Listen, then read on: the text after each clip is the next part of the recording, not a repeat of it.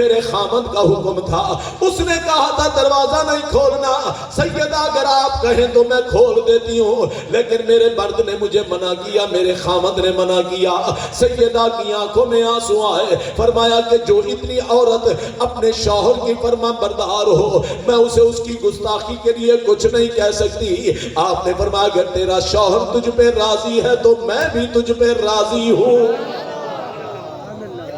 میں بھی تجھ پہ راضی ہوں، اور جس پہ سیدہ راضی ہو، بولو جس پہ سیدہ فاطمہ الزہرا راضی ہو، مولا علی راضی ہو، جس پہ نبی راضی ہو، پھر خود خدا بھی۔ اور میرے آقا علیہ السلام نے جب یہ بیان کیا، فرمایا کہ جو عورت 4 کام کرے، پہلا کام ہے نماز کی پابندی کرے، دوسرا کام ہے رمضان کے روزے رکھے، تیسرا کام ہے اپنی عزت کی حفاظت کرے، چوتھا کام ہے اپنے مرد کی فرما برداری کرے۔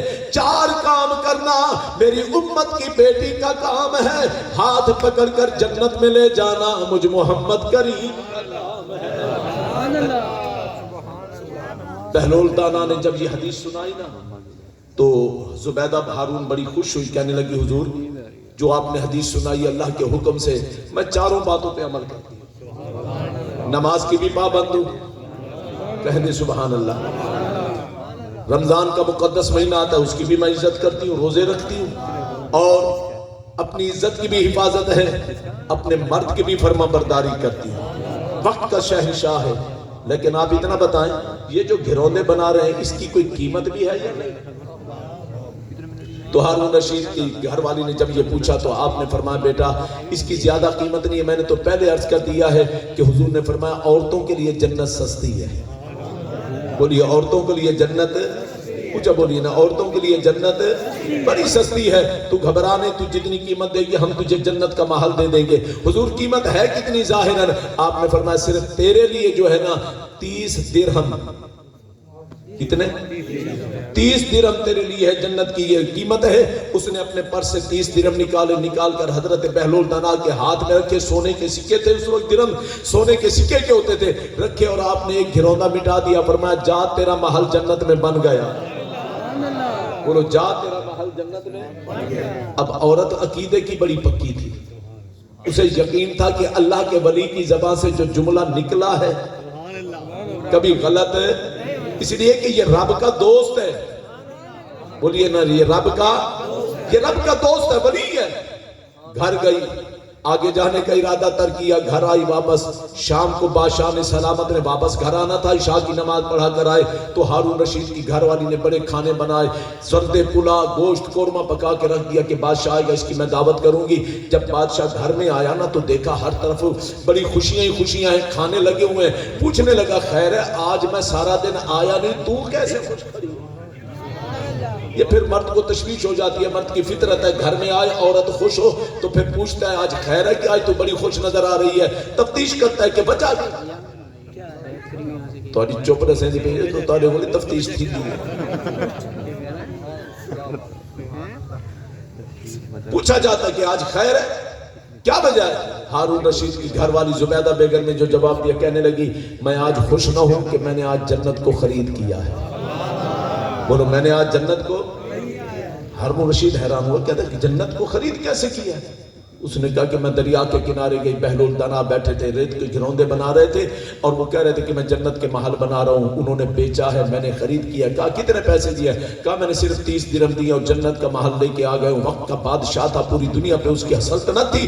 کہنے لگا وہی عورت ہے نا، ناقص العقل ہے، بھلا جنت بھی 30 درہم میں ملتی ہے، جنت کے لیے بڑی محنت کرنی پڑتی ہے، نمازیں پڑھنی پڑتی ہے، روزے رکھنے پڑتے ہیں، راتوں کو جاگنا پڑتا ہے، تہجد پڑھنی پڑتی ہے، قرآن کی تلاوت کرنی پڑتی ہے، صدقہ و خیرات دینا پڑتا ہے، لوگوں سے اخلاق سے پیش آنا پڑتا ہے، بڑی محنت کرنی پڑتی ہے۔ وہ سبق پڑھ کے آئی ہوئی تھی، کہنے لگے مردوں کو کرنی پڑتی ہے، عورتوں کو نہیں کرنا، مردوں کو کرنی پڑتی ہے، عورتوں کو نہیں کرنی پڑتی۔ اس نے کہا وہ کیسے؟ اس نے حضور کی حدیث سنائی جو میں نے آپ کو سنائی ہے۔ اس نے کہا حضور کی حدیث ہے 4 کام کرنا عورت کا کام ہے، جنت کی بشارت دینا میرے مصطفیٰ کا کام ہے۔ بادشاہ تھا، بڑا غصہ ہوا، کھانا کھا کر سویا، ادھر سویا ادھر قسمت جاگا۔ بولیے آپ بھی جو سو رہے ہیں کوئی گھبرائے نہیں، انشاءاللہ قسمت پھر بھی جاگ جائے. نبی کے دروازے میں کوئی سو جائے پھر بھی اسے مل جاتا ہے، کوئی جاگتا رہے تو پھر بھی اسے جاگ لگ جاتی ہے.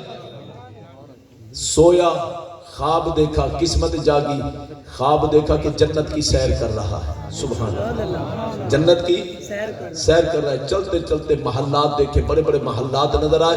درمیان میں دیکھا تو ایک محل کے دروازے پر، مین دروازے پر لکھا ہوا تھا حاذا زبیدہ بیگم. زبیدہ بیگم کا نام لکھا ہوا تھا. اب دل میں سوچنے لگا یہ تو اپنا محل ہے. بولو یہ تو اپنا محل ہے، اندر جانا چاہیے، بیٹھنا چاہیے، سکون کرنا چاہیے. اب اس نے سوچا کہ یہ میری گھر والی کا ہے محل. اندر جانے کا ارادہ کیا، دروازے کے قریب آیا. فرشتے دو کھڑے تھے، پوچھنے لگے جناب کدھر؟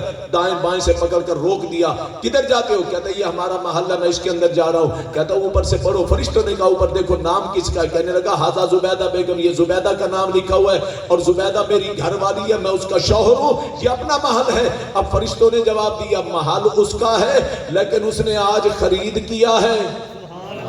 آپ نہ بولیں، کہا محل اس کا ہے لیکن اس نے آج خرید کیا ہے. آج اس نے خرید کیا ہے، وہ مالکہ ہے، مالکہ اجازت دے گی تو تب اندر جا. جب یہ بات کانوں میں پڑی تو آنکھ کھل گئی. بولو، کچھ درد والے ہوتے ہیں، آواز تو نہیں کیا نا، جو درد والے ہوتے ہیں وہ راتوں کو سوتے ہیں. بے درد لوگ رات کو سوتے ہیں اور درد والے سوئے ہوئے جاگ اٹھتے ہیں. حضرت میاں محمد بھائی صاحب رحمت اللہ علیہ عارف کھڑی شریف فرماتے ہیں رات پوے تے بے دردانو، رات پوے تے بے دردانو نیند پیاری آوے. رات پوے تے بے دردانو، جڑے ستے پہ ہوئے بلائے، جڑے جاگنے بیٹھے وہ نہ بلائے. جو جاگنے بلند آواز سے کہتے ہیں سبحان اللہ. رات پوے تے بے دردانو نیند پیاری آوے. درد مندانو یاد سجن دی ستیاں آن جگاوے. درد مندانو یاد سجن دی ستیاں آن جگاوے. خواب نے جب یہ دیکھا تو اٹھ کر بیٹھ گیا. اب کروٹیں بدلتا ہے کہ صبح ہو. رات سویا نہیں، کبھی ادھر کروٹ بدلتا ہے، کبھی ادھر کروٹ بدلتا ہے. تہجد کا ٹائم ہوا، ویسے تہجد وہ روزانہ پڑھتا تھا. تہجد کی نماز پڑھی، نماز پڑھ کر جب صبح کی نماز پڑھائی، خود نماز پڑھانے کے بعد پھر ایک وزیر کو ساتھ لیا یا سپاہی کو ساتھ لیا، دریائے دجلہ کے کنارے چل پڑا. چلتے چلتے آگے گیا تو دیکھا حضرت بہلول دنا بیٹھے ہیں، اسی طرح ریت کے گھروندے بنا رہے ہیں. بادشاہ کھڑا ہو گیا، دیکھ کر کہنے لگا السلام علیکم ورحمت اللہ وبرکاتہ. حضرت بہلول دانا نے سلام کا جواب دیا. جواب دینے کے بعد حضرت بہلول دانا نے پوچھا حضور آج خیر ہے؟ وقت کا بادشاہ ہو کے فقیروں کے دروازے پہ، وقت کا شہنشاہ ہو کے فقیروں کے دروازے پہ آیا ہے. کہنے لگا حضور میں آپ کا غلام ہوں، حضور میں آپ کا غلام ہوں. حضرت بہلول دانا مسکرانے لگے، فرمایا میں اچھی طرح جانتا ہوں کہ تو کتنا غلام ہے، تو کتنا غلام ہے. رات کہتا تھا مجذوب ہے، اسے کیا پتا جنت کیسے بیچی جاتی ہے. صبح کہتا ہے حضور میں غلام، صبح کہتا ہے حضور میں غلام ہوں. حضرت بہلول دانا نے پوچھا، کہنے لگا حضور میں آپ کا غلام ہوں، دل کیا ہے کہ میں آپ کی زیارت کراؤں. آپ نے فرمایا ٹھیک ہے کیا کام ہے. اب پوچھنے لگا حضور آپ کیا کر رہے ہیں، جملوں پہ غور کرنا. ہارون رشید پوچھنے لگا حضور آپ کیا کر رہے ہیں. آپ مسکرا کر آپ نے جواب دیا، فرمایا بادشاہ جو کل کام کر رہا تھا آج بھی وہی کر رہا،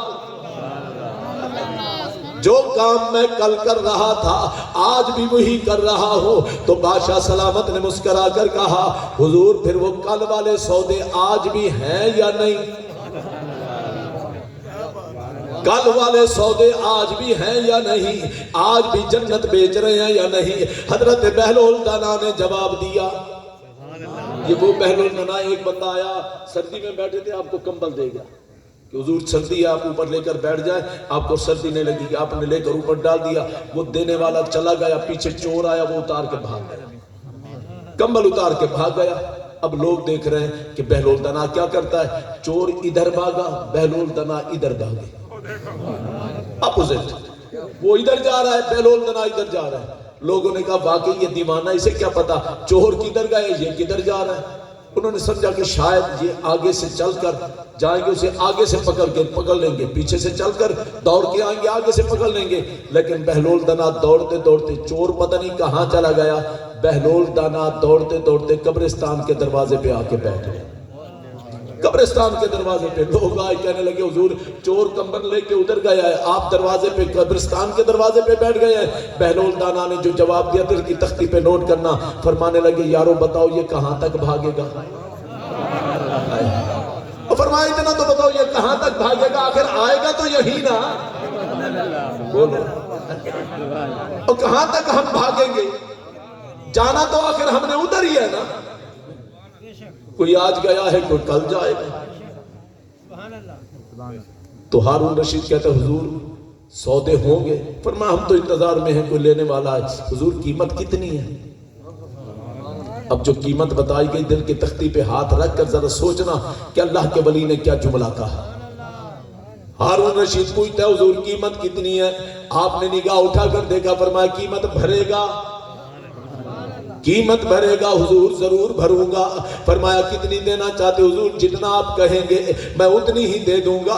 حضرت بہلول دنا مسکرائے، فرمایا اگر تو جنت کا محل لینا چاہتا ہے تو تیری آدھی بادشاہی ہے، تیری آدھی بادشاہی ہے، آدھی بادشاہی مجھے دے، تجھے جنت کا محل دیتا ہوں. بادشاہ کے پاؤں سے زمین نکلی، کہنے لگا حضور کیا وجہ ہے؟ کل اتنی قیمت تھی، ایک ہی رات میں قیمت اتنی بڑھ گئی، ایک ہی رات میں قیمت اتنی.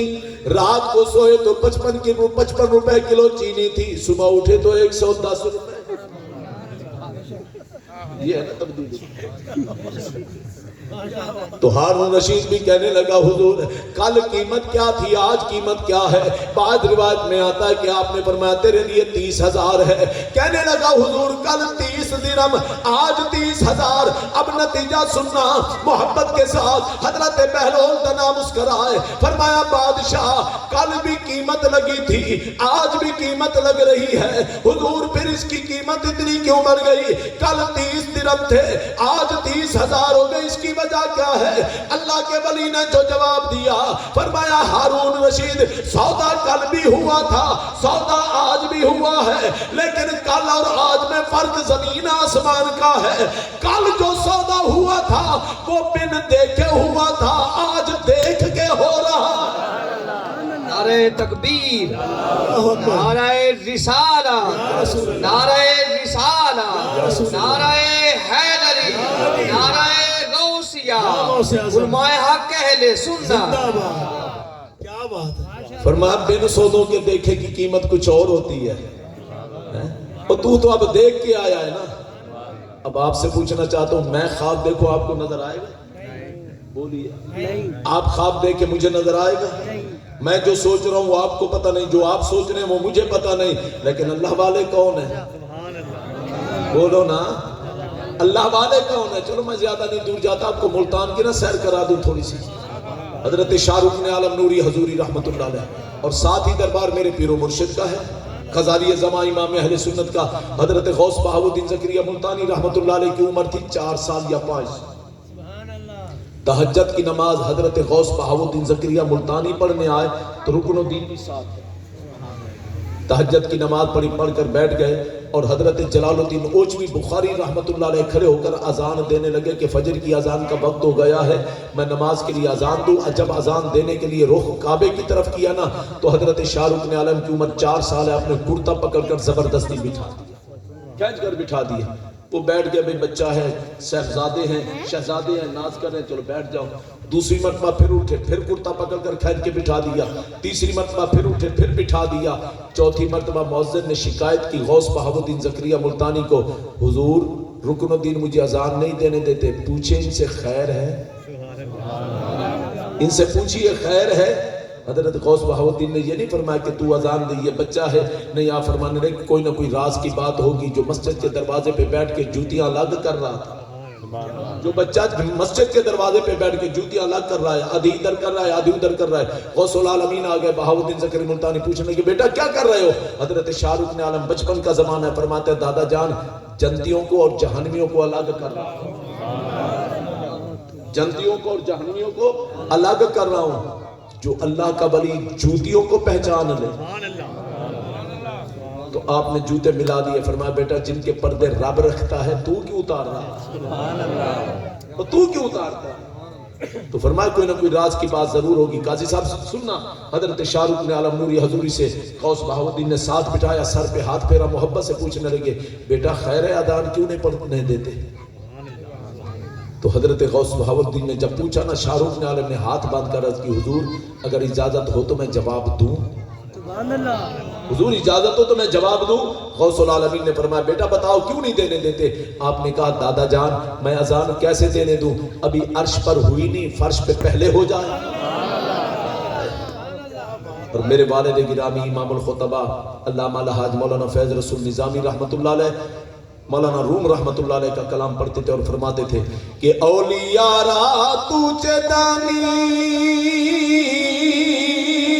اے فقیر،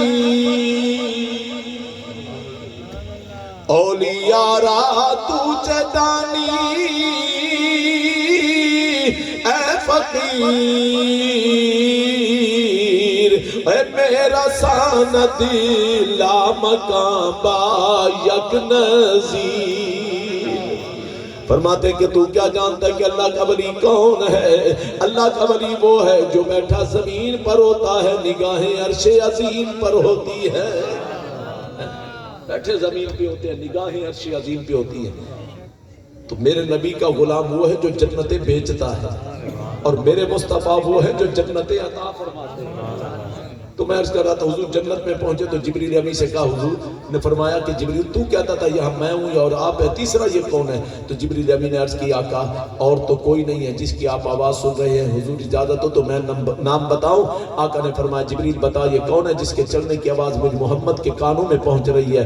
جبریل امی نے عرض کی آقا آپ کا ایک غلام ہے نام جس کا بلال ہے، چلتا زمین پر ہے، آواز جنت میں پہنچتی ہے. چلتا زمین پر ہے، آواز جنت میں پہنچتی ہے. میں مانتا ہوں کہ بلال رنگت کا کالا تھا، بلال رنگت کا کالا تھا لیکن ذوق کا بڑا اعلیٰ تھا.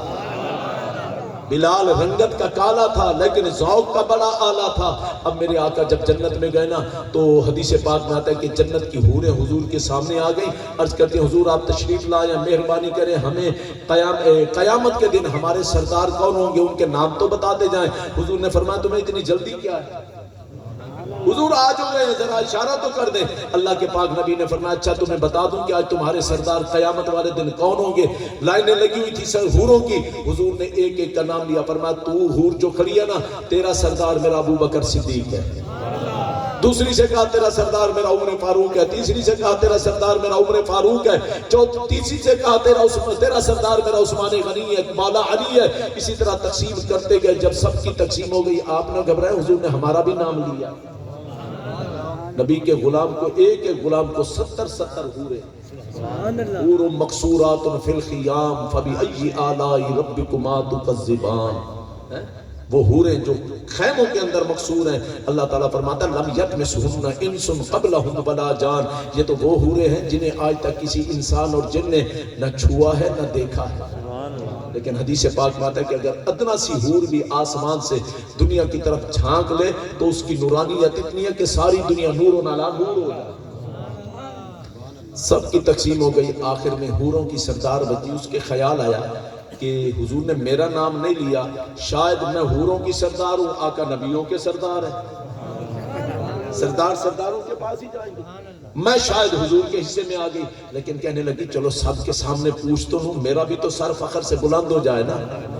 میرا بھی تو سر فخر سے بلند ہو جائے، انہیں پتا چل جائے کہ میں کس کے گھر والی ہوں، میں کس کی خادمہ بنوں گی۔ سب کی جب تقسیم ہو گئی تو جنت کی حوروں کی سردار کہنے لگی آقا آپ نے ہر کسی کا نام بتا دیا، میرا نام تو نہیں بتایا کہ میرا سردار کون ہوگا۔ حضور نے آنکھ اٹھا کر جنت کی حوروں کی سردار کو دیکھا، فرمایا تیرے سردار کا نام بتاؤ۔ آخری جملہ میں آپ کی خدمت میں عرض کرنا چاہتا ہوں، میں آپ کی طبیعت پر زیادہ بوجھ نہیں بننا چاہتا، لیکن آپ کا مزاج دیکھنا چاہتا ہوں کہ عشق مصطفیٰ کی شمع کتنی بلند ہوئی ہے۔ کہنے لگی حضور میرا تو نام نہیں بتایا۔ آقا نے مسکرا کر دیکھ کر فرمایا جنت کی حوروں کی سردار میں تیرا نام بتاؤں؟ عرض کی آقا میں انتظار میں ہوں، بتائیں کہ قیامت کے دن میرا سردار کون ہوگا۔ اللہ کے پاک نبی کے چہرے پہ تبسم آیا، حوران جنت کی سردار کو دیکھ کر میرے مصطفیٰ نے فرمایا کہ جا قیامت کے دن تیرا سردار میرا کالا بلال ہوگا۔ قیامت کے دن تیرا سردار میرا کالا بلال ہوگا۔ جب نام لیا نا بلال کا تو جنت کی حوروں کی سردار کے چہرے پہ مسکراہٹ کی بجائے اداسی چھا گئی، کہنے لگی حضور جنت کی سردار ہوں، میرے حصے میں یہ کالا بلال آیا ہے۔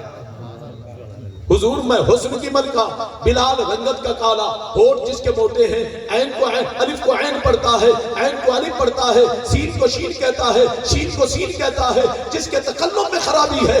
آقا قیامت کے دن میرا سردار کالا بلال بنے گا۔ جب اس نے اتنی بات کی تو میرے آقا کے چہرے پہ جلال آیا، فرمایا جنت کی حوروں کی سردار خاموش رہے، میرے بلال کے متعلق ایسا نہ بول، یہ فیصلہ میں مصطفیٰ نے کیا ہے، بلال کے بغیر پوچھے کیا ہے۔ خدا جانے قیامت کے دن بلال تجھے بھی قبول کرتا ہے یا نہیں۔ فرمایا کہ قیامت کے دن پتہ نہیں بلال تجھے بھی قبول کرتا ہے یا۔ اب وہ جنت کی حوروں کی سردار رہ نہ سکی، چلتے چلتے ایک دن مدینے میں آ پہنچی، باب مجیدی پہ بیٹھی ہے، 3 دن ہو گئے بیٹھی ہے، بلال قریب سے گزرتا ہے، بلال نگاہ اٹھا کر نہیں دیکھتا۔ میرے آقا کا گزر ہوا تو دیکھا کہ جنتی حوروں کی سردار بیٹھے۔ حضور نے فرمایا خیر ہے کیسے آئی ہے؟ جنت کو چھوڑ کر مدینے۔ حضور میں بلال سے ملنے آئی ہوں، بلال کی زیارت کے لیے آئی ہوں۔ میرے آقا نے مسکرا کے فرمایا پھر بلال ملا ہے، ملاقات ہوئی ہے؟ حضور سے قریب سے گزر جاتا ہے، نگاہ اٹھا کر ہی نہیں دیکھتا۔ یار وہ کیسے دیکھے جس کی آنکھوں میں جلوے میرے مصطفیٰ کے ہوں، وہ کیسے دیکھے جس کے نگاہوں میں جلوے میرے مصطفیٰ کے ہوں۔ میرے آقا نے بلال کو بلا، فرمایا تعال یا بلال، لبیک یا نبی۔ فرمایا جنت کی حوروں کی سردار تیری ملاقات کے لیے آئی ہے، جا کر ملاقات تو کر۔ اتنا سننا تھا، بلال وجد میں آئے، گرے اور بے ہوش ہو گئے۔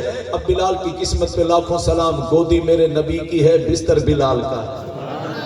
ایک منظر وہ تھا کہ گودی علی کی تھی، چہرہ میرے نبی کا تھا، آنکھیں علی کی تھی۔ ایک منظر وہ ہے کہ گودی صدیق اکبر کی تھی، چہرہ میرے نبی کا تھا، آنکھیں حضرت بلال حضرت ابوبکر صدیق کی تھی۔ آج گودی نبی کی ہے، چہرہ بلال کا ہے، نگاہ میرے مصطفیٰ کی ہے، نگاہ میرے مصطفیٰ کی ہے۔ کافی دیر کے بعد جب ہوش میں آئے نا، ہوشیار ہوئے، تو میرے آقا نے فرمایا بلال کیا ہو گیا تھا؟ بلال رو کر کہنے لگا آقا میں نے حبشہ کو چھوڑا، حوروں کے لیے نہیں چھوڑا۔ آقا میں نے اپنے ملک کے حبشہ کو چھوڑا، حوروں کے لیے نہیں چھوڑا۔ امیہ کی ماریں کھاتا رہا، حوروں کے لیے نہیں کھاتا رہا۔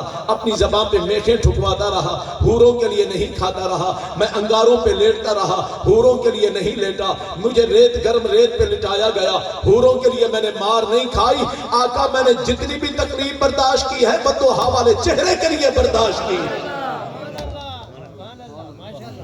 تو حضرات محترم، آپ کے اور میرے نبی کی شان وہ ہے کہ جہاں پر ہر شانیں مک جاتی ہیں، ختم ہو جاتی ہیں، تو میں جملہ عرض کر رہا تھا کہ باپ وہی اچھا، بیٹا وہی اچھا جو باپ کو دیکھ کر خوش ہو، شاگرد وہی اچھا جو استاد کو دیکھ کر خوش ہو، مقتدی وہی اچھا جو امام کو دیکھ کر خوش ہو، مرید وہی اچھا جو پیر کو دیکھ کر خوش ہو۔ اب آگے جو جملہ میں عرض کر رہا ہوں، دل گواہی دے تو ہاتھوں کو دونوں کو بلند کر کے میرے نبی کی شان کو سن کر رب کا نام بلند کر دینا۔ دل گواہی نہ دے، میرا جملہ مجھے واپس کر دینا، اس لیے کہ عشق مصطفیٰ کے بازار میں خریدار بہت ہیں۔ عشق قائل بلندی تے پستی دا نہیں، مان چھڑدا زلیخا دی ہستی دا نہیں۔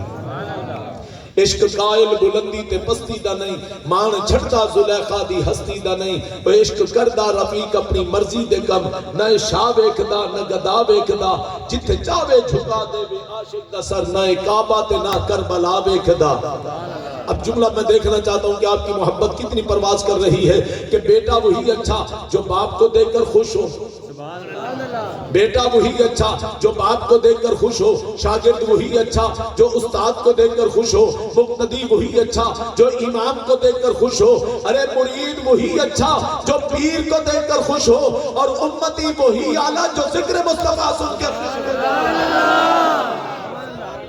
نعرہ تکبیر، نعرہ رسالت، نعرہ خلافت، نعرہ حیدری۔ اللہ تعالیٰ میری اور آپ کی حاضری قبول و منظور فرمائے۔ انشاءاللہ پھر کبھی وقت ملا تو میں آپ کی خدمت میں گزارش کروں گا۔ میں آپ کا بڑا ممنون ہوں، بڑا مشکور ہوں کہ آپ نے بڑی محبت سے بیٹھ کر مجھے نہیں سنا بلکہ اپنے نبی کی شان کو سنا۔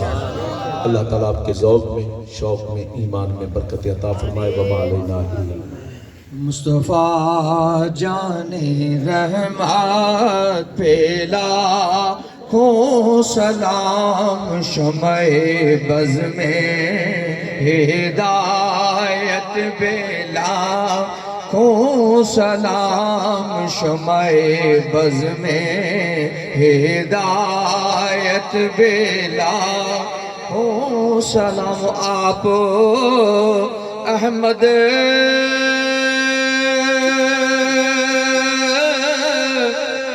بھی ہے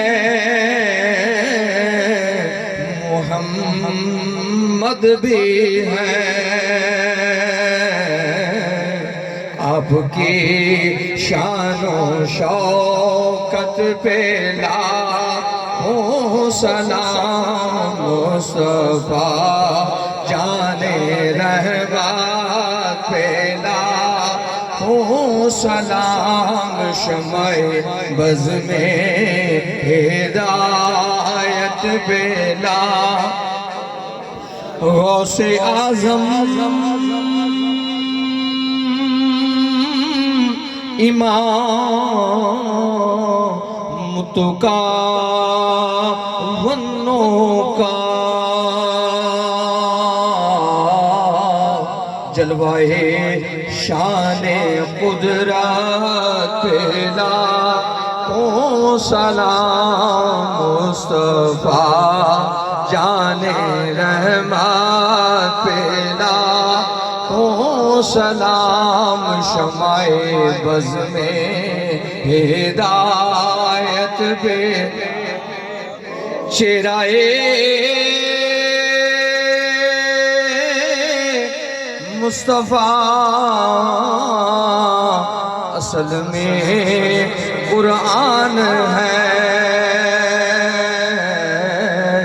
عاشقوں کی تلاوت بیلا ہو سلام مصطفیٰ جان رحمت بیلا ہو سلام شمع بز میں ہدایت یا الہی صدقہ زہرا بطول یہ سلام عاجزانہ ہو قبول۔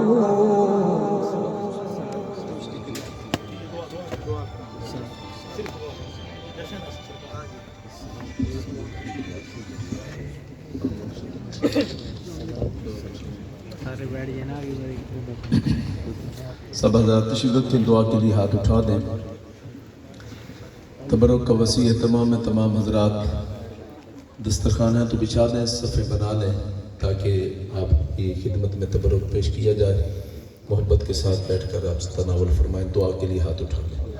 اللہم صلی علی سیدنا و اصحاب سیدنا و بنات سیدنا و ازواج سیدنا و مولانا محمد و بارک وسلم وصلی علیہ۔